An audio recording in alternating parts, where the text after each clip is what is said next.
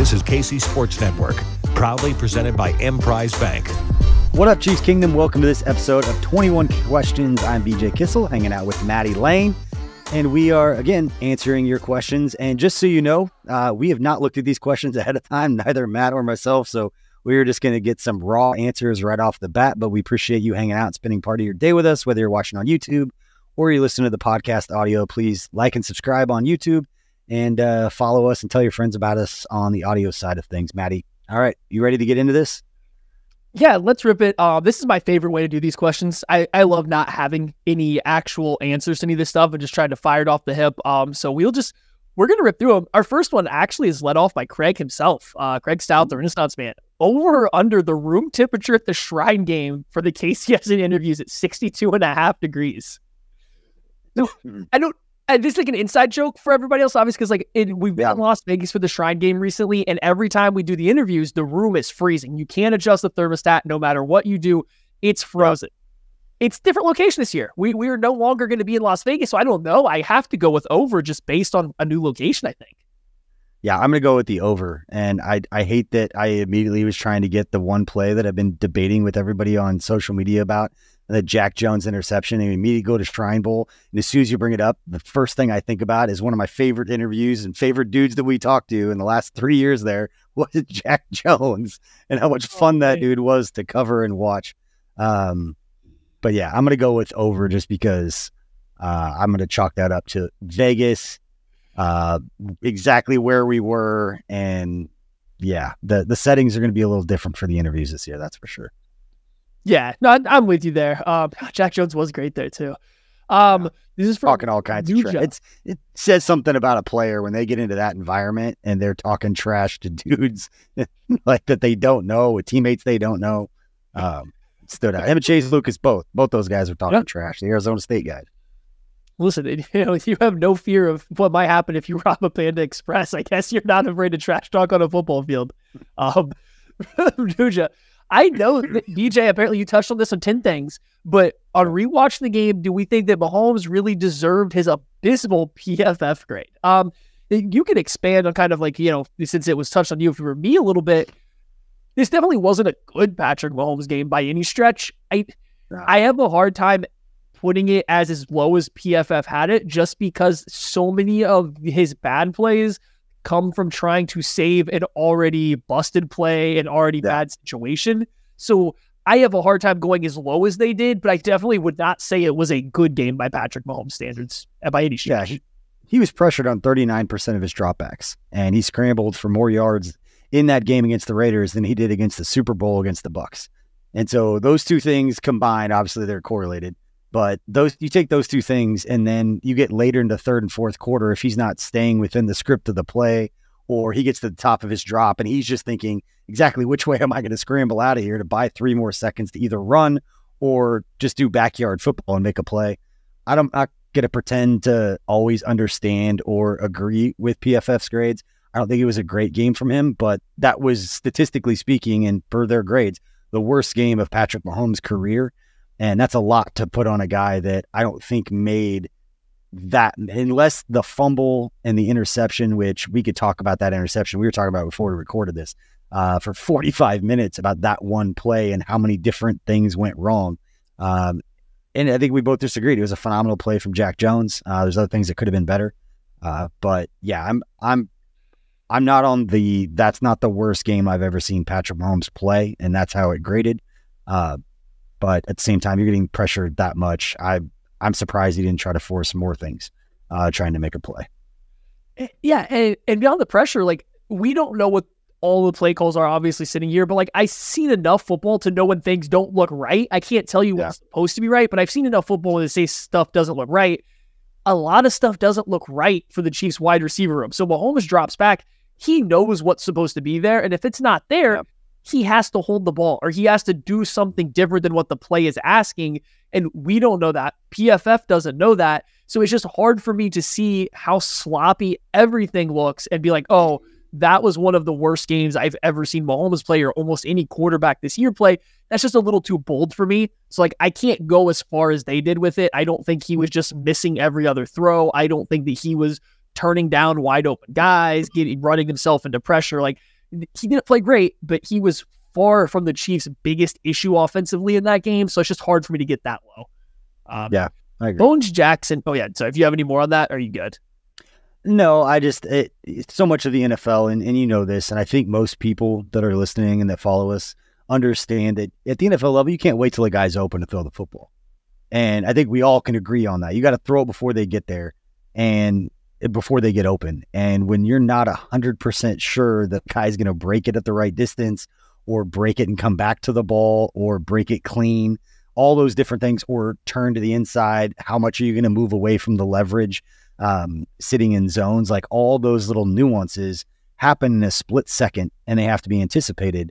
And, I can't imagine how frustrating it is for Patrick Mahomes, and not to say that he's above criticism with this, but we've seen him do it at a level unlike any other quarterback to this point in his career. And all of a sudden it looks horrible and everybody's blaming him. And we know that early on, there's been so many issues with the receivers. And so there's blame to go around. That was my whole thing yesterday. We talked about on the post-game show. It is blame everybody. Like, everybody deserves a piece of this, including Mahomes. But if you're cutting the pie of how much blame he gets, it's going to be significantly smaller than a very loud minority of people on social media right now, in my opinion. Yeah, nope, fully agree with that. Nuja also had another question, so we'll just fit it in here. Do either of you play fantasy football? If so, how did your teams do? I don't play fantasy football. I had to retire after my mom beat me back-to-back years in fantasy football. I self-imposed that ban on myself. The issue I run into with fantasy football, and this is like me excusing poor performances, right? But I look at a player, I'm like, oh, he does this really well, and it's the most minor, detailed thing that helps a football team, but it's terrible for fantasy football. And I have such a hard time separating that from fantasy football that I just had to stop because I was just so bad the last couple of years.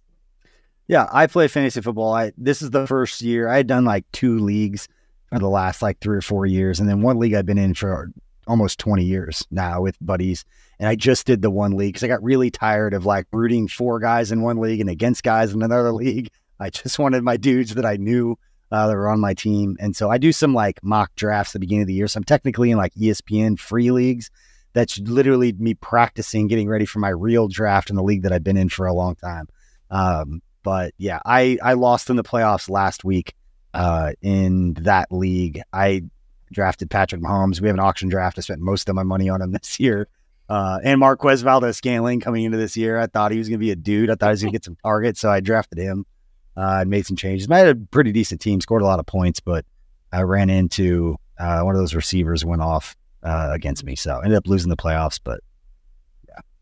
Do you guys have any fun punishments for who finishes on last? No, we need to get into that because I've seen some really good ones that I would copy for sure in our league. But everybody in our league is pretty spread out. And the problem is a lot of them are Chiefs fans. So there's not a lot of like discounts. And like years ago when we first started the league and I was paying attention before everybody else did, like I think I won the league like 3 or 4 times. But now everybody's kind of caught up. There's so much information out there and like different things you could do. So everybody else has gotten pretty good at it. We start 2 quarterbacks in our league, so it's a little unique. It's a 12-team league, so there's not a starting quarterback or a top backup that is available on the waiver wire. So it's a unique league. But Jake Browning was my backup with all the injuries. So yeah, it nobody cares about a fantasy team, but yeah. No, they do. That's the questions for. Bones Jackson, how much would you be willing to trade to go get Marvin Harrison Jr. in the NFL draft? His limit is 3 first-round picks. Man, whew. The Julio Jones trade for the Falcons clearly didn't, I guess, go quite as well as they wanted to, but it's also hard to call it a failure because he was a backbone of their team for a long time. He played a huge role in getting them to the Super Bowl, and like that's really the only team that's traded up that much capital for a wide receiver that I can think of off the top of my head. I know the Saints traded a lot for Ricky Williams, which I don't think that one probably worked out either. So like it doesn't work very well, as I guess what I'm trying to say. That said, I would definitely trade 2 firsts for Marvin Harrison Jr. in a heartbeat. 3, I would have to have a real conversation because now you're getting 3 years down the line. You're getting over halfway through his rookie contract that you're still paying the price for trading up for him. That's where it gets dicey to me unless you have an ability to recoup a first-round draft pick somewhere. And I don't know if I see somebody that's primed to do that for the Chiefs right now. So I think 2 1s would probably be my limit, and that would not get you anywhere close enough to draft him. Yeah, there's not a lot I wouldn't trade for him without mortgaging the entire future of the Chiefs to get one player who is one tweaked knee or, injury away from completely setting you back.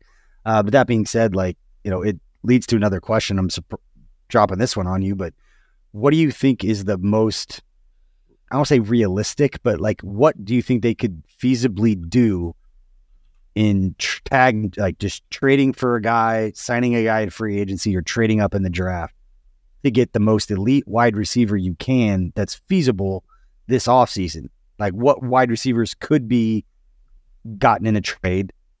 I always have, and this going back to, I started covering the Chiefs, I've always kind of shied away from the giving up draft picks and a huge contract.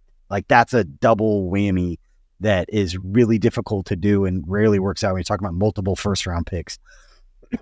Excuse me. So I know you guys have been talking about this a while, who is realistically a type of receiver? Because I saw stuff about go get Justin Jefferson. I'm like, why would the Vikings trade Justin Jefferson? Yeah. My thing was, and I don't know how the contract side of it would work out, but Cooper Kupp for me was I can connect dots that, does he stay with the Rams? They've got a couple young receivers who are really good. He's expensive. Is he going to be a part of this resurgence for them? They've got a good young running back. Could they trade him now or they could get something for him? Maybe the best receiver available via trade. Or is there somebody else I'm missing? So it's tricky. Brandon Ayuk is coming up on his 5th-year option, and the 49ers, if I'm not mistaken, are way over the cap right now. And I don't know how much flexibility they have. If I'm a 49ers fan, if I'm covering the NFL, I don't see there's any way that they let him go. But if they can't financially do it and they think their offense will run just fine with Deebo Samuel and George Kittle being the 1-2 and not Brandon Ayuk, he is probably the one guy that could realistically be available that I would say, you can give up draft capital and pay a big money contract to him because he just seems to be getting better and better. Yeah. But outside that, I'm with you, especially a wide receiver. I don't know about trading huge draft value and then paying a guy. So then you're looking at the free agents. Mike Evans is probably going to get paid a lot and he's older. So that doesn't seem like a Chiefs move. But at the same time, I'm watching these Chiefs wide receivers not play wide receiver very well. So maybe this is a reason to branch out. Hollywood Brown is a free agent, not near as good, but maybe not super expensive. You might be looking at a Christian Kirk level deal for a guy that's kind of a Christian Kirk level player, and he gives you that speed and that vertical threat the Chiefs are lacking. So I think that's a guy that I have my eye on in free agency. And then trading up in the draft is a final piece. I think about pick 15 right now, I think the Chiefs are slated to be picking 25th. Obviously, the playoffs change this a ton. But if you can get up to pick 15, maybe you could catch a Rome Odunze, a wide receiver from Washington. Mm-hmm. He falls a little bit, or Malik Neighbors. I don't think either should be available then, but if they are, and you are picking in a spot where it's only going to take you a first and a second, or a first and a third and something else to get up there, it seems more realistic about being able to do. So that's kind of where those are the best case scenarios. The best players I think you could get would be a trade up to 15-ish or a Hollywood Brown. Maybe the Chiefs do empty the bag for Mike Evans. It would be surprising, but it's possible. I think Hollywood Brown seems a little more likely, though. Yeah, all those names make sense. The only one that gets thrown a lot is T. Higgins, who has had a horrible season, but over the last couple of weeks has really stepped up and made some plays. But that's an interesting fit just for what the Chiefs are looking for. Yeah. He's a tricky one for me, just because I think he's really good. I just don't. I don't think Andy Reid wants to use a receiver like that, and we have not seen Patrick Mahomes really weaponize a receiver of that way either. I don't know if that's a chicken or egg thing with quarterback head coach, but it's just not a type of guy that this current unit of the Chiefs have ever used. So that's why I like Cooper Kupp.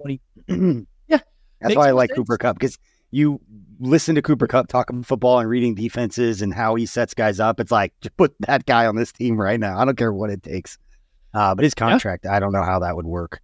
Especially, I don't want to bring up the next topic because it may be a question that comes up here. Okay. Let's see. Okay, this is from Derek in the Mountains. Besides the KC Foundation, what's one thing that you were most proud of at KCSN? Do you have one? Do you have one locked and loaded for this? I know it's a deep question. We got to think about not being prepared. Man, you go. Okay. No, you're good. I mean, like, the thing, so we've done so much good stuff at KCSN, so many things that can list off of this. For me, though, it's just getting to do something with people that I care about, and then I call my good friends, and it's just stuff that we get to do together. And it's a hobby, it's an interest that we all share, but then we get to sit here, daily, nightly, and just and get to do it. And we get to do it how we want to. We get to do it together. We all support each other. It's all been made possible by all you guys that listen and support us. It really is phenomenal to get to do something that you like to do so much with people that you actively care about and want to spend time talking to, and to get to do it the way we do. Like, that's just been phenomenal. And that's kind of a byproduct, I guess, of you guys supporting us and, sticking with us through all of it. But that is something, like, I just do really appreciate about it, is just, we started from, ourselves and from nothing. And now we kind of got to where we are, to where we all have a lot of fun doing it. And I think that's just been a really cool journey to go on, that I am glad that you guys have stuck with us during the whole thing. Absolutely. I'm proud of a handful of things collectively. Being able to cut through the noise. There are so many great places that you can get Chiefs content, and great people out there have been doing this a long time, that we all kind of, Craig and I met at Arrowhead Pride way back in the day. Like, we came up with Matt Vertram and Patrick Allen and Seth Kaiser was there. Like, there were a lot of us creating content about a really bad Chiefs team way back in the day. And you were there at Chiefs in Carolina. Like, it was a cool community back then. It's kind of changed. Now that social media has kind of taken over what blogs were 15 years ago, to date both all of us a little bit and how old I am. But, selfishly, we haven't talked a lot about this, because so much of what I was doing and have been doing over the last 2 years is kind of the behind the scenes, the business stuff that I'm not necessarily equipped to do really well. It's kind of figure out as we go. But I made a promise to you guys that I'd take care of you and make sure that you guys were getting fairly compensated for, like, the work that you were doing and stuff that I'm not going to talk in details about it, but everybody who's with us gets taken care of for the work that they do. And I've been doing this long enough as a freelancer, getting not paid for years, to do it. Didn't care, because it was a hobby and it was fun, to getting paid just a tiny bit of money, talking less than minimum wage, because for the time that I was putting in. I know this business, at least from when I started to all the way up through, obviously working for the team, and then going back to the outside and kind of seeing this whole thing, being able to take care of people as freelancers or as a side thing for so many people with KCSN, being able to take care of them and get their time paid for, consistently with the business side and the revenue streams that we have coming in and how it all works with the ads and all of that stuff, and to figure it out as we went. And you guys trusted me to handle that part. I've been about as transparent as I possibly can, do a fault in a lot of situations about, like, hey, here's what's going on. And stuff that people won't see and we don't really talk about. But I'm as proud of that as I am of anything else. And that we've got over 40 contractors that are working with us. Everybody's getting taken care of. And it's because they create phenomenal content. We have the best content in all those different places that we do things. And if you have the best content, the rest will figure itself out, if you understand the business and you remain fluid and flexible. So I don't know if that's the answer people are looking for, but I'm really proud of just our ability to figure out how to make a business out of doing something we love to do. And we're in a really good spot now, and I can't wait to see where it goes.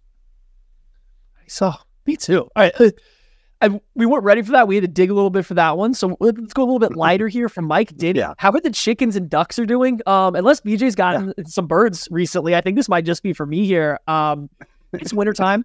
They're cold. My chickens are getting older, so I have way more chickens than eggs I get. That's a little frustrating. So it's about time to get some new ones. We got to get some new ones in and figure out how we're going to handle the spacing issue now, because a lot of birds, not a lot of eggs. So the chickens are fine. Like, everyone's doing good, just not a lot of eggs. And like, now I had to go buy store-bought eggs, PJ. I had to go to the store and buy eggs, and I have like 70 chickens. This is absurd. Wow. This is absurd. Inside joke. I think some people listening may know this, but I thought for like over a year that you were joking and being sarcastic when you said you lived on a farm.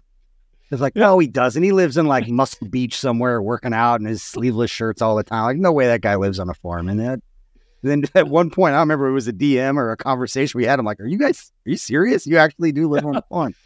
We got 2 guinea pigs now. So my kids wanted guinea pigs, so I got them, and they're like, oh, we'll take care of them. And I'm cleaning the cage, and I'm the one doing all of it. One of our early Christmas presents, our son got a bearded dragon. So like we now have a bearded dragon inside. It's same thing. Like, hey, kids, you guys are gonna take care of this, right? Yeah. No, I clean the cage. I gotta go get all the crickets out and feed. Like, and, I gotta do it all. But yeah, birds are doing good. I just gotta get some new ones too because they're getting old now.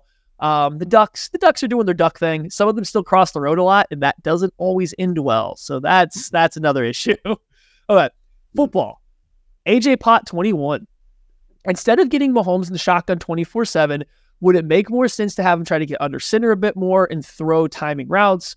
When the tackles are getting beat off the edge, maybe he can step up in the pocket a little easier. He knows the receivers aren't always open, but could just the quick timing passes like slants and stuff be an answer from under center?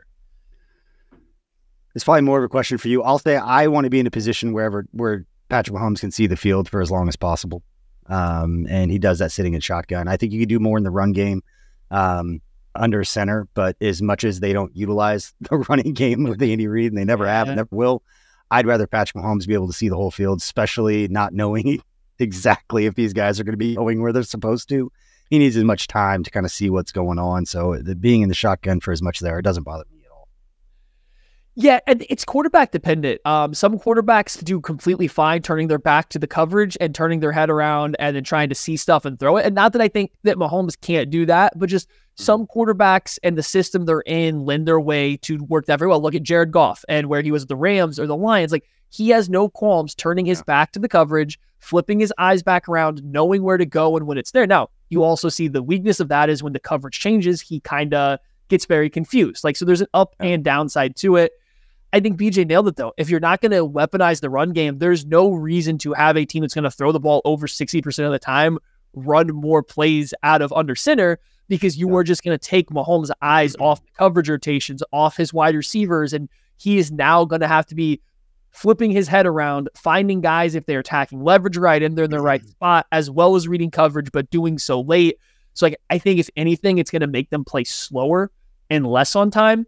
I do think the Chiefs earlier in the year tried to use play action out of under center to keep extra blockers in, create a bigger pocket to push the ball downfield, and then we just saw them not connect on them. So it seems like it's gone away.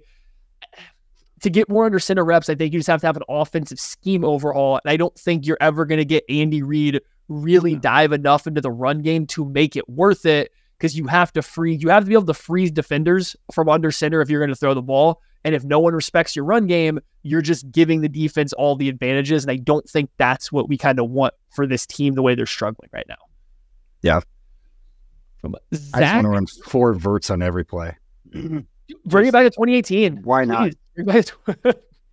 I would be. This is something we talked about on the lab. It's just like I have a hard time believing that like Patrick Mahomes' favorite offensive play is a wide receiver screen for all hitches. Like, just knowing him, I know that's not his favorite play, and I know Andy Reid's okay with it. I'm not saying it's his favorite play, but like Andy Reid's okay with that if it's going to work. It's just sometimes I would like to see it be the Patrick Mahomes favorite hits and not the Andy Reid favorite hits, just to see what would happen this year. So like, I like the dagger routes. I like those. Like, those seem to work. Obviously, he had the big play yesterday. Weird. Like, Craig said, like, oh yeah, it was a broken cover. Like, yeah, but that kind of play creates broken coverages. Like, that's the whole point of it. Like, so like, do more of that, please. So, Zach, Cole coaches Colt leader. Clark Hunt promises that he will get Andy Reid to change one thing regarding the team. What is it? Okay, so Clark Hunt is promising that Andy Reid has to change one thing. What is that one thing going to be in your mind? I don't know if this is your opinion or a wish list, so you can take it whichever way you want. Whew. So Clark Hunt tells Andy Reid he's got to do something. Change something, and we say what that is. Be 100% forthcoming about what the problems are during pressers and media, so we can all get like the real answer. What's going on? Oh, you want the world to burn? I think it would open people's eyes when he starts talking football in the language, the way that they talk to each other, that it would get a lot of people on social media that speak in such definitive terms to understand that it's a lot more complicated than it's made out to be. And I've been in that boat before, and I don't know a lot about the X's and O's, never pretended to, but the more that I did learn when I was around it, the more I realized I didn't know what was going on, even when I had the answers to the test and I'm looking at the test. There's so much more to it that's going on. And that's not to say we can't figure out when a receiver doesn't come back to the ball and some of those types of things, but it would be nice in certain situations where Andy Reid's criticized for one thing or Patrick Mahomes is criticized for him to speak in football terms as to why something happened, to give you the real answer. I think people would be like, I don't even understand what he just said. And I think that would help in some ways.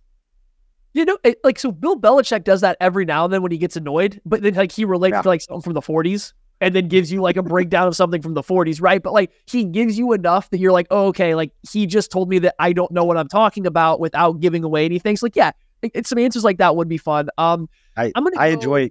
Oh yeah. Sorry, I was saying Andy Reid does the. I know you watched the film as he starts to answer the question when he's annoyed, and it just like the media person just kind of shrinks in that moment, just be like, "Oh man, he's about to quiz me, and I'm gonna fail this test because I just asked a question based on something I saw on Twitter."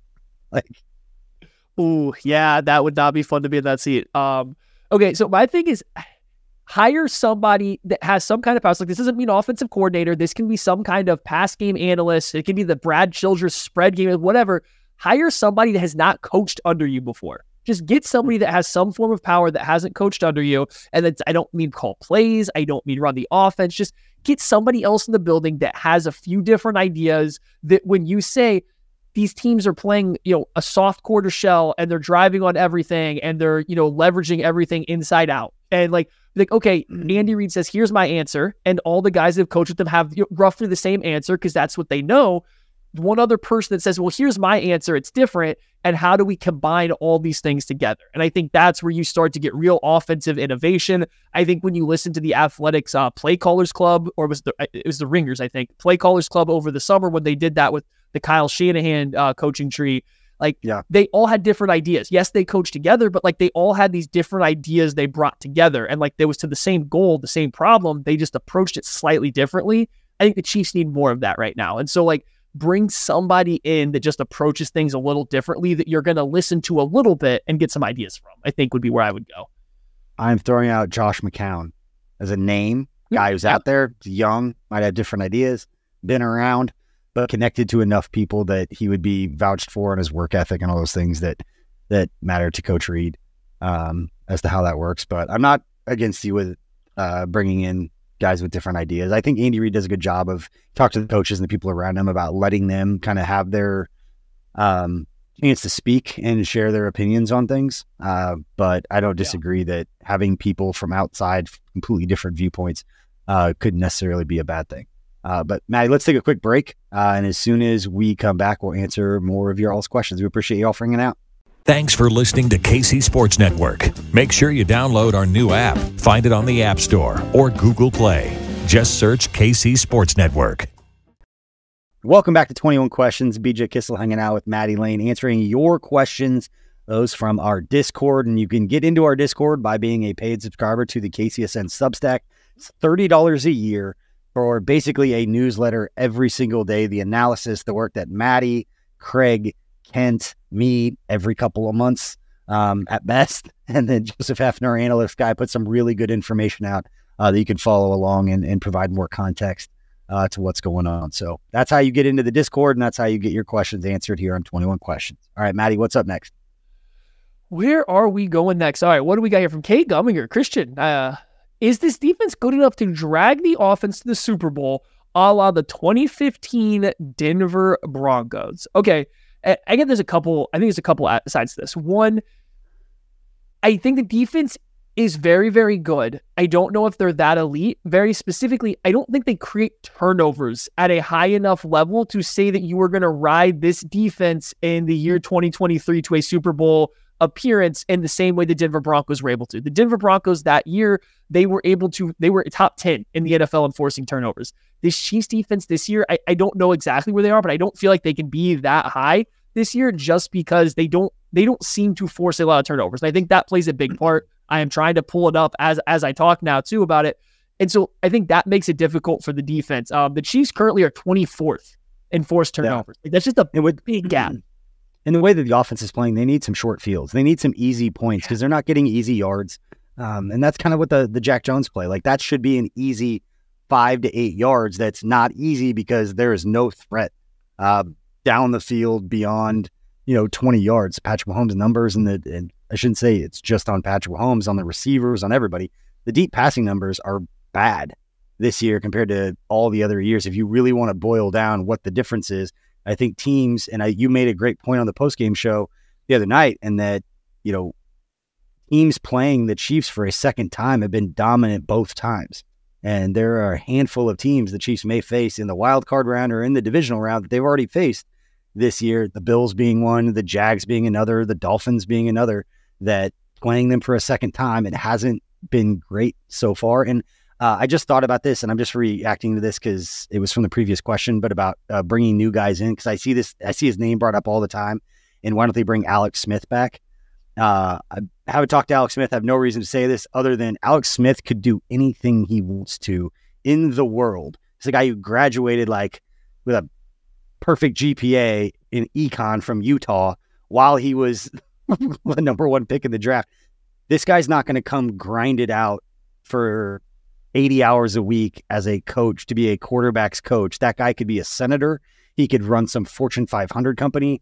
He's not going to come back and be a football coach. I would be very surprised to see it. Not that he doesn't love football or all that. It's because that guy could do anything he wants to do. And that is a grinded out kind of life for coaches who get into it. And I'm just not sure that that's what Alex wants to do, right? He could be successful with anything he wants to do. So just throwing that out there. That's fair. All right, let's go with another former player that let's bring Deuce Staley in. He got fired. He can come back. And he got most of his coaching experience under Doug Peterson, so it's still technically an Andy Reid tree, but he did spend a couple years there with Ben Johnson with the Lions. So there is other outside experience. So he's kind of already got a little bit of the melting pot. And I think that's a potentially realistic one. He might need a little bit of a brand refresh after the disaster that was Carolina. Just there are names out there that I think would be awesome to come in just some kind of role to see what they have. I know he's been here before. I know his personality, and I know obviously him not really well, but I was around him a little bit, and David Culley. And I was looking up last night on the postgame show, what is his offset language with the Houston Texans? Because the Houston Texans signed him, I think 2 different places reported it, but at least a 4-year deal for $22 million guaranteed that was in 2021. If he has offset money in his offset language in his contract, he's going to literally cost himself millions of dollars by coaching anywhere. And so he may have another year that he just sits while he gets paid by the Texans. But if not, he's somebody that I would bring back because he is somebody that has no problem telling anybody, much like EB does. And let's be fair, these other coaches do too. I have conceded to maybe there's something, and we don't know. And this is why we're all kind of guessing. Maybe there's something to EB's just kind of demonstrative demeanor and him just not sugarcoat anything, getting after the guys. Maybe that personality is needed, or it could help a little bit. I don't think it's the difference between all of the issues that we're seeing on offense. I think it's a bunch of things coming together. But knowing David Culley's not coaching right now, he's been a wide receiver coach and been a very good wide receivers coach with Andy Reid for a long time. He demands excellence from his guys, and he's not doing anything right now. I don't know if he wants to coach anymore. He got paid by the Texans, only had to work a year. And again, the offset language is a big piece of that, but he's another name that I'd keep an eye on because I don't think they're getting Greg Lewis back from Baltimore. Yeah, no, Culley would be a great one. Same thing. Yes, he coached with the Chiefs before, so there's some familiarity with Andy Reid, but a lot of coaching experience and a lot of different coaching staff. So you just bring in a lot to it, and he went on to have success elsewhere. So it's just another guy I think you could put on the list. And to wrap it back to the Broncos, I think that's the path, right? That's the pathway I think for the Chiefs to maybe get there. The defense would have to start creating turnovers, and that just hasn't been the style of defense they are. The Broncos, I think, created their 3 playoff games, created 7 turnovers. They took the ball away 7 times that year. The Chiefs are barely at 7 times on the year. So it's just, it seems like it's going to be a hard reach to get there, but that would be their best route. Another playoff question from B. Higgs. Hey, go. I'll say real quick, I brought this up during 10 things, but it stood out to me because it made me feel a little bit better. Chiefs played as things stand today, they played 5 playoff teams this year. They've given up an average of 17 points per game to playoff teams so far this season, this defense. So, and if they were 2-3 in those 5 games, if the Chiefs would have scored 22 points in those 5 games, they'd be 5-0. And so part of it, I said that Tucker got pissed when I said that because he's like, oh my God, how are we not there? But for me, it made me feel a little bit better. It's all they have to do is get to 22 points. How do you get to 22 points? And to your point, the way that they're playing against a playoff team like Cleveland, their defense, they're going to need a turnover. They're going to need a short field unless they all of a sudden put together a game that we haven't seen a full game yet this season from this group. They're going to need a short field, a special teams play, some big defensive moment to get to that 22 points. But I think the defense has given them, they're good enough in big games if they can hold them under 20 points that they're not going to get blown out. They're going to be there. It's just going to be excruciating to watch Patrick Mahomes and Travis Kelce and Andy Reid not have an offense that can function anything close to what we've seen. Yep. And so to B. Higgs' question here, what is the best draw for the Chiefs to score those 22 points or to hold their opponent underneath, whatever they can score? So, like, who would be the best opponent for the Chiefs to play in the playoffs you feel the most confident about? For me, it's the Colts. It's the low-hanging fruit. Give me the last seed in there. Like, give me the Gardner Minshew-led Colts. I don't think that offense is going to accomplish a whole lot versus the Chiefs. And while their defense is playing really well, I think of some of these AFC teams, go another stretch besides the Bills, who present a different challenge. That's probably the worst defense that you're looking at going up there in the AFC playoffs. Like, that would be easily, I think, the best matchup. And they're sitting at the 7th seed right now, I think. So it'd be a little difficult to get there for the Chiefs, but possible. I would agree. Yeah, I'd say them, the Texans, maybe. But CJ Stroud, though, that man scares me. If he comes back, I guess. We don't know how the health of the concussion's doing, but like, at least they have their quarterback. Like the Colts, Gardner Minshew. Like, they could always jump up and bite you. I mean, the Jags, it's not going to happen in the first round, most likely, but Trevor Lawrence is banged up. They've got some dudes on the defensive side. It's the one who's scary that I start getting uncomfortable thinking about is Cleveland. Just because now they've got some big play threat, like Joe Flacco just chucking the ball around. And that defense, Myles Garrett just being an absolute man-child. It's Darius Smith. Yeah. Nice player to have around. 2 of them. If Kuntz can dominate with all the attention to Max Crosby, like it was a menace. Okay. Oh, non-football question. I like these from Positively Toasty. Favorite movie and or TV show from 2023? This is a question geared for you. Because I don't watch much TV or movies. I kind of watch football. So like it's a pickle for me. In the summer, I kind of pick something and like watch it through the summer. I'm trying to remember what I watched this past year, but like I don't watch a lot of TV or a lot of movies that aren't kids movies anymore. I've been watching in there for a stretch, and I it's kind of the same where if I have time, like I had COVID right around Thanksgiving, so like I had 5 days of quarantine away from my family. I just watched all kinds of World War II documentaries. I watched Band of Brothers, and I watched The Pacific, and then I watched the In Living, like on the Netflix, like the World War II In Living Color, or the Enhanced Color, whatever it is. And then I watched Band of Brothers again, and then The Pacific again. And so really went on a World War II kick there. Apparently that's what dudes do in their 40s. At some point, everybody gets into World War II, and you're like, man, they really were the greatest generation. Like, next year, you're going to be telling me that you read books about the Roman Empire at this time. Guaranteed. Somebody asked me, like, when's the Roman Empire? I was like, I got nothing for them yet. I'm too busy just wishing I could talk to guys on D-Day that went in there and be like, man, we really do owe you everything. It opened my eyes, and sound dumb saying that at 41, but the more you learn, you're like, holy cow, like that was everything. But the other show that I'm into right now is season 2, Reacher. I wasn't watching that, which is not a bad flick. But I'll watch just about anything at this point. Because when I'm with my kids, I just watch YouTubers, and I watch teenagers who make millions and millions of dollars making YouTube videos. And my son the whole time just being like, this guy's got like 12 million followers. He's a small one. Like, how many followers do you have on your YouTube channel? I was like, shut up, Carter. Talk about it right now. We've been there, done that. Dominating us. Watch some 11-year-old play Minecraft with millions and millions of subscribers, and then my daughter's like, oh, hey, I want to create my own YouTube channel, and I'll get 1 million subscribers and have a bigger channel. Like, thanks. Thank you. Also, I'll say this about watching those channels, though. Like, now that we know, like, the video production side, there's a lot of post-production video work going on those videos. So you watch them, and it's like, oh, it's an 11-year-old. I'm like, there's some editor somewhere that's getting paid a lot of this money to do this work. 'Cause there's a lot of work that goes into those, but since I watched so much of that with my kids, it's been a lot of World War II documentaries that I've been watching. So if anybody's got any good ones, let me know. I'll watch those too.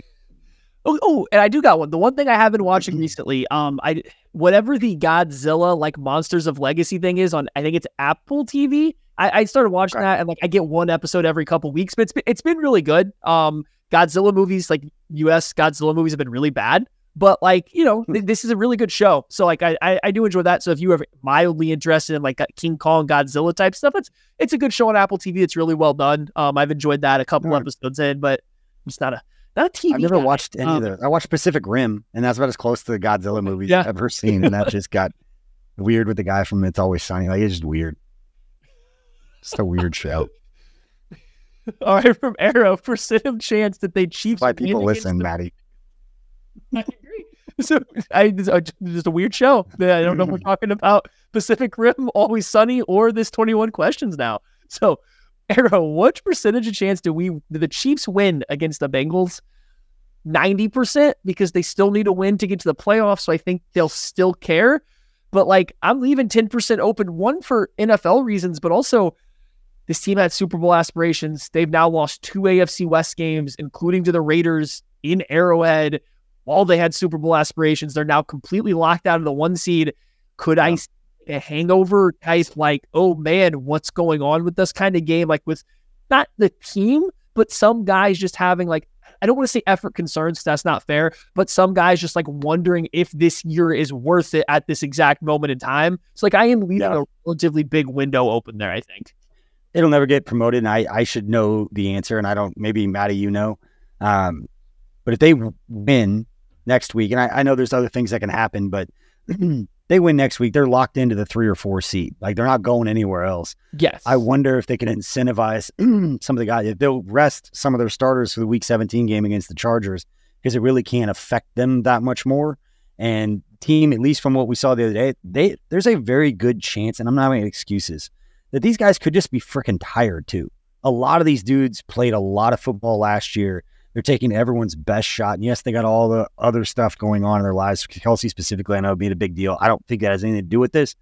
But if you incentivize, like, go win this game and we'll let you rest, even for a few of them, I think that could be an incentive to get them over the edge to win a game that I really don't want to know how much pressure is going to be on these dudes if they lose and have to go into a Week 17, Week 18 game against the Chargers having to win to go to the playoffs. I'd rather they settle it now. And one way to do that would just be say, hey, if we're guaranteed the 3 or the 4 seed and it's not going to change a whole lot and it's going to depend on everybody else, rest everybody in that last week. So go and get the win, unload the clip and everything this week.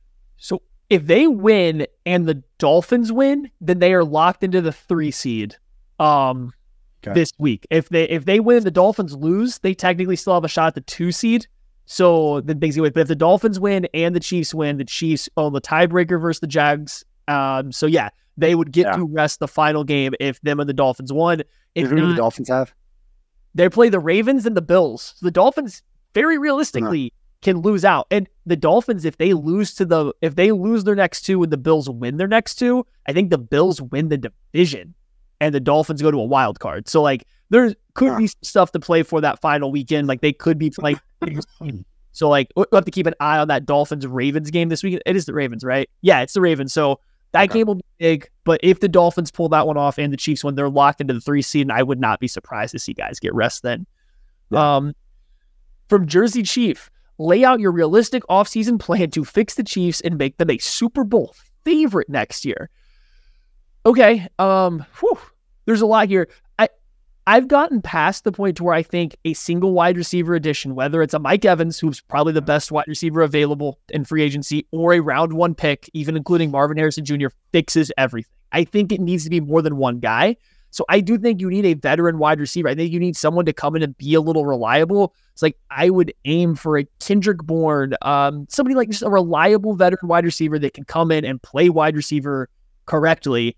And then also take a round 1 wide receiver, somebody with real talent. Like you need to rebuild a wide receiver room, but I also think you need to go back to the drawing board with a little bit of the scheme. You got to come up with a few new answers that aren't just throwing the ball shorter and shorter and shorter. And whether that is bringing in a McCown, a Deuce Staley, just somebody to add other answers. I do think they need a little bit of a overhaul on their outlook of the offense right now. And I think that starts with getting multiple new receivers. One has to be a veteran, and then one can be a rookie, that you spend a high capital on. But I don't think just one guy fixes it. And I don't know if just one rookie is enough. They need someone that can come in and be relied on. It's probably not a rookie for this team. For me, it's the coaching staff. What they do, I expect them to make moves and bring some people in. We've seen that with Brett Veach, correcting issues that are apparent to all of us at some point. So bringing in some more talent, bringing in some guys that Mahomes can count on to be where they're supposed to be and to catch the ball when they're open. But for me, it's the accountability on the coaching side and the lack of development from that group. We've never seen a position group struggle to develop over the course of an entire season as we have with this wide receivers group. And is it, and we talked about in the postgame show, is it Brett Veach's fault for not bringing in more talent? Is it the coaching staff's fault for not developing them? Is it the coaching staff for not game planning or putting them in positions to be successful? Or is it the player's fault for just not doing what's needed to execute the way that you need to be successful at the NFL level? For a lot of guys, not to harp on this, but I've said it a billion times at the beginning of the season, you were asking everyone in that wide receiver room when they kept 7 guys to be better than they've ever been for the offense to function, and that didn't happen. And so whose fault? I think it's a little bit of everybody's fault. But I want to see, and I'm curious what they do on the coaching staff side of things to show some accountability for the lack of development, because they don't have to explain it to us. They don't have to tell us what's going on behind the scenes. But there is going to be accountability if a group of guys, like we've seen in the wide receiver room, not really get better over the course of the season from our viewpoint. No, and I think that long-term health, that's 100%. Like, I think the biggest thing is just something has to change there to be different than what it has been. And so fingers crossed. Kyle C., if you could travel anywhere in the world, where would you go? For me, it's New Zealand. I've always wanted to go to New Zealand. That's a long flight. It's expensive, but like I get to, get away from like internet, cell phones for a while. A lot of dangerous stuff there, which is scary, but like I like being outdoors. I like to go hiking and do, like not real mountain climbing, but like hiking up mountains, up trails and stuff. So like it's just always been a place that I've wanted to go.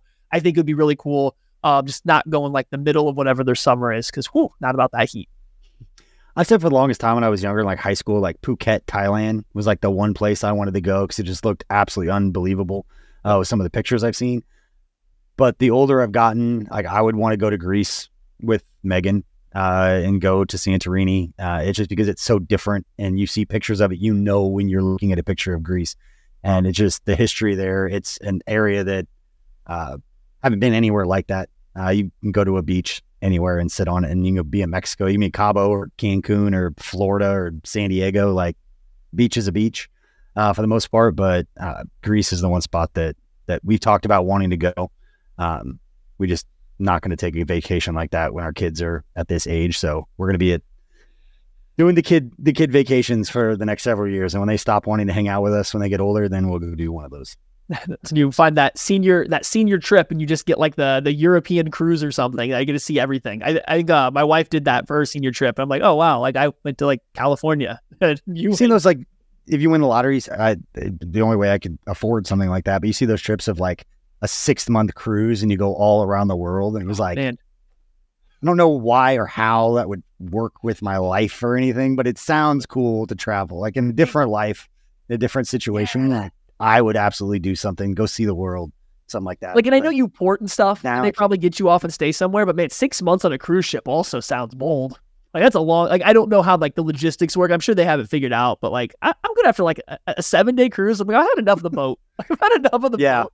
Like, we're good. I've done a couple cruises and like the 4 or 5 days are perfect. I did one 7-day, and by like the 6th day, I was like, get me off of this thing. Yeah. I need food with like real sugar in it, like real taste. Yeah, but like, I'm sure that they're different. Let's wrap up a couple more here. I haven't got to see much of my family for Christmas yet. That's all coming up here in the next couple of days for me. But what is one thing you learned from a family member this holiday season that wasn't sports related? Do you have anything that jumps out to you? My son is really good at legit good at Madden. He beat my brother-in-law. He's beat me in Madden. He's 8 years old. He got Madden 24. He plays Madden all the time. He plays the NFL Gridiron game on his iPad, does that all the time. So I would say learn anything. My wife and I had a really interesting trip coming back. We went to my wife's from Manhattan. And so we drove Manhattan, Kansas. So everybody around here listening probably knows that. We're talking about Manhattan, Kansas, but we went there and we were coming back Christmas Eve and her car wouldn't start. I don't know, it was something electrical, the alternator or something. She got a Tahoe and wouldn't start. And there was a very real possibility there for about 45 minutes that we were going to be stranded in Manhattan with all of our Christmas stuff for every part of Christmas in Kansas City, and Walmart was closed. There was no way to make it up. And so I was having a very big like panic attack of this is going to affect Christmas on a much larger scale for parents that have kids that understand what I mean by that. It was pretty scary there for a minute, but we got the car started and jumped and had issues with the hot water heater and the sensor and the thermostat, not knowing if the car was going to overheat when I was driving back. So it was a very stressful trip, but we made it back Christmas Eve about an hour later than we wanted, but ended up being a great Christmas. But our kids are 8 and 6, so they're kind of at that age of like, we're going to spoil them now while the magic is still there. And it ended up being a great Christmas, but I learned that my son can beat everyone in our family in Madden now at just 8 years old. Legitimately good. It's crazy how that happens. Like now I would probably get torched by anybody I ever played in Madden, but like at same-ish age, and like I had Madden as a kid and my dad's friends were over. I don't remember when, but like he had some friends over and I'm playing him in Madden and like I'm absolutely beating the heck out of him. They're like, these are adults. So they're like getting frustrated. They're losing to a kid in Madden. I'm like, yeah, like now my son doesn't play Madden yet. He's not quite ready. You know, he's 4 years old, but like when he gets there, I know he's going to beat me pretty quick. And it's just gonna be like, oh man, like I remember those days. Little kids, it's being way too good at video games, way too early. I played him tonight, like right before we recorded this, before I read a book, put him to bed, like we were playing Madden and I was the chief and I threw 2 touchdowns to MVS and he looks at me like, this isn't realistic. Like he wouldn't catch those balls. He's got you. Awesome to have those conversations. Now we have reasoning and like it's a fun age because like things start to click and for the first time and he says things you're just like, that was funny. Like that was actually funny. I'm not. This isn't like a real laugh. Like yeah, it's like a real conversation. Okay, last one here from Ziandera. Does Patrick Mahomes pull the "I'm a $500 million quarterback" card this offseason and demand some fresh ideas for the coaching room? And we don't need to talk specifically about the coaching room. I'm just going to ask your opinion though. Like, at what point, or not what point, like how much pull do we think Patrick Mahomes does have, whether it's for coaching staff, for players, and do we think there is room for him to get more pull in the Chiefs building than he currently already has? I don't think Patrick Mahomes has such little respect for the work that the personnel staff and Brett Veach and them do that they already have a relationship with texting. They were texting before they drafted him. And so like he's texting him on draft night when they drafted McColl and all these other guys. Like I know people roll their eyes about that, but like it shows the relationship that they have. And I think Patrick Mahomes already has a voice to say those things and to say that he's going to demand something. I mean, he's going to put himself above those guys in a way, in a personality that we've never seen from Patrick Mahomes. It's not the way he's wired. It's not the dynamic that those guys have. I think if anything like that, all those conversations are going on now. And I would trust that Patrick Mahomes could speak openly and freely with Coach Reid and the coaching staff and the personnel staff, not to be disrespectful to others, but I have a feeling that they all know how each other feels about certain things. And I would be very surprised, again, if going into next year, we don't see an aggressive correction. I think it's how Kent's described it before this offseason to get guys that they like. And, Patrick Mahomes worked out with Rashee Rice down in Texas before the draft. And not to say that he wouldn't say something positive, not to pretend to know all the things that happened, but it was reported that he was down there working out. And so I think he already has that voice. And I don't think he's going to demand anything because I don't think that's the dynamic they have. And if it is like a demand, it's already a bad sign. Like it's already bigger issue than bringing in a new receiver if you feel like you have to use the word demand when talking about that relationship. No, I think that's fair. I don't want to drag this on too long, but this is something that I mentioned on the KC Laboratory and it's like adjacently related to this. So I just want to, drop it by you real quick. I was thinking this morning, the greatest quarterbacks of all time, like, you can make whatever, list you want, but like generally speaking, like they're all going to have like a Brady and a Manning on there. And then like you start to cycle through different guys after that. But like something I came to like Marino, Brady, Manning, a lot of these guys that people put on their greatest of all time list had defensive minded or just like overseeing type head coaches. Very few greatest of all time quarterbacks have offensive masterminds as their head coach. Do you think that there's just like a chance that you get to some butting of heads when you have two guys that talented at the top trying to work together to determine what's best for the team. Like what works best for Patrick Mahomes might not work what's best for Andy Reid. And like if you just look at greatest quarterbacks ever, it's kind of been teams that have let the quarterback be in charge of the offense. Do the Chiefs maybe have a power struggle there? Like, could you see anything there? This is like literally me throwing a random theory out at like 8 a.m. this morning to a group chat. Yeah, no, I think it's more about Andy Reid and Patrick Mahomes are on the same page. They know exactly what they need to do. I'll never forget a conversation I had with Chris Conley years ago, and him describing Andy Reid's offense and that it was a living, breathing thing that had an answer for anything that they would face. And that was the beauty in the way that Andy Reid put something together, is that they would never face a defense or a predicament that there wasn't an answer for. And so I think that Andy Reid and Patrick Mahomes are akin mentally to exactly what's going on. And I think the rub could be when the other people in the room that have to function the offense aren't up to snuff. How do you best go forward from that when they're both on the same page? The way that it should work is, how do you deviate from doing what you know is a foolproof plan to have an answer for everything? It's like, if they can't do it, how do we function the best while deviating from just, a square peg in a round hole? These guys just aren't going to get. Maybe there's the rub.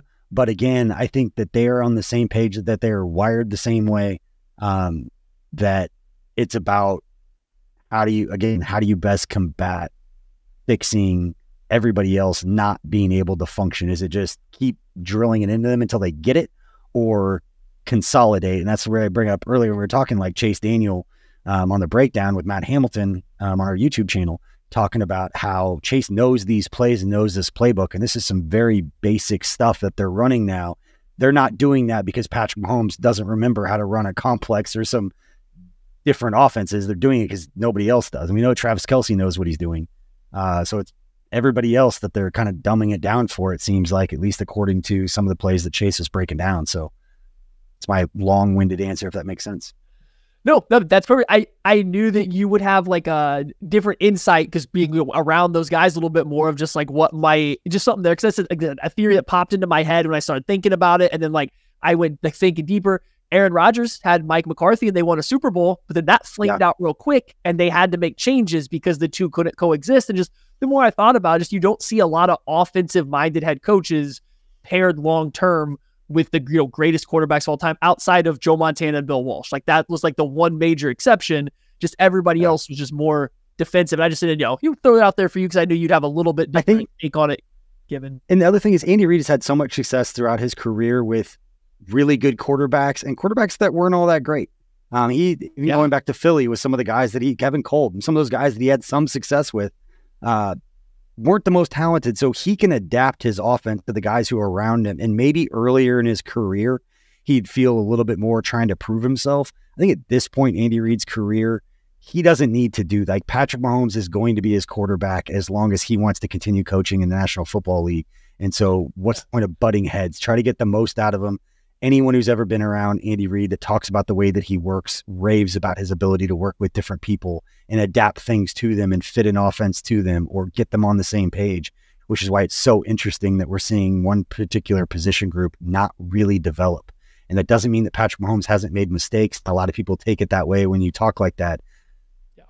Patrick Mahomes is not the problem here when talking about this. Yes, he could play better, but there are much deeper issues with what's going on with this team. And again, that's why I bring up this offseason and the moves that are made, and the accountability that everybody's demanding right now isn't going to happen right now. But if you wait and stay patient, you'll see it play out over time. It's kind of like free agency and the draft and how the roster over the course of an offseason. We're watching a game plan play out in slow motion. It doesn't happen overnight. Wait till the totality of everything happens before you make a judgment on what the roster looks like going into training camp. So, but I will. Sorry, I want to roll. I would say this: if somehow Patrick Mahomes can will this offense, this is very much like LeBron in Cleveland winning a fucking NBA championship with a bunch of just random dudes. Like this is I think maybe, I'm obviously joking here, but maybe this is Brett Veach and Andy Reid's chance just to be like, can he get it done with this group? Like, can he will these guys to there in a rebuilding year? They're still going to end up winning the division. They're still going to end up with a 3 seed at rock bottom of the Mahomes era. I know people don't like to hear it because they're frustrated, but the perspective matters. And if that goes in one ear and out another, you're showing your age as a Chiefs fan. I'm sorry, but you are, because those of us old enough to remember the other side of things aren't going to complain about a 3 seed or a 4 seed being rock bottom. Yeah, no, I mean, I think that's all a great point about the whole thing, like looking at the perspective. And I think like the final cap there too, like this isn't a question. We've got all these questions and we got 21-ish questions there for you guys. Like at the end of the day, like if this Chiefs team goes into the playoffs, which they should at this point, like the odds say they're going to go into the playoffs, everything resets. Like, yeah, they're not having the best seed. Yeah, they might have to go on the road. And yeah, the team hasn't looked as good as you hoped going into it.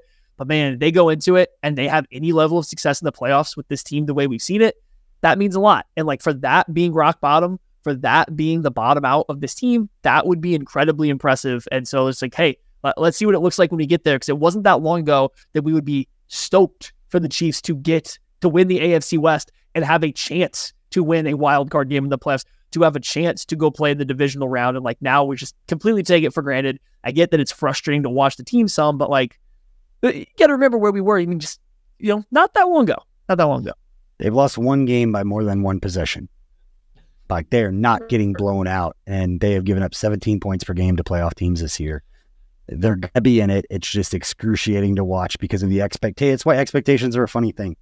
You expect the offense to perform at a certain level. When we don't, you just get mad, forgetting the fact that they're losing. Yes, they are losing. It's not fun to watch, but it's not like they're getting blown out. They don't have chances. It's still 1 or 2 plays that are making the difference. I just think they can't overcome the turnovers at this point. They need to win the turnover battle and get some easier points, especially looking towards the playoffs. That's going to be a key for this team, that they can't lose the turnover battle and expect to beat any team in the playoffs. That's just kind of where it's at. Nope, I agree. So I think we've got this wrapped up. An hour. We went an hour, Maddie. I can't help it. Every time I do 21 questions, this happens. I think it's a me problem. I'm just getting all my takes out because I don't do as much podcasting. This is my 3rd show this week. It's a record for me this year.